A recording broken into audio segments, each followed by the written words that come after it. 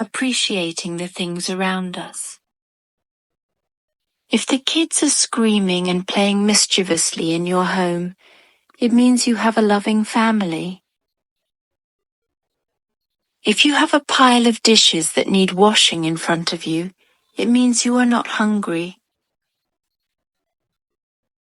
If you see dirt that needs sweeping, windows that need cleaning, or clogged pipes that need unblocking in your living space, it means you have a home. If your shoes are dirty or soaked from the rain, it means you can still walk and are not bedridden. If you are stuck in traffic because the streets are too crowded, it means you have personal transportation to get around. If you are facing classes and exams, it means you have the opportunity to gain more knowledge.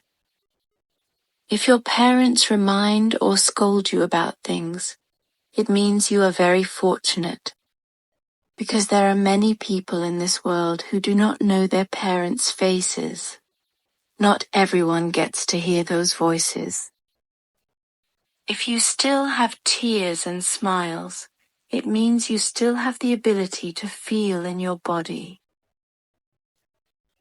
If there are those who hurt you, it means you understand that you should not do the same and need to respond with forgiveness and love.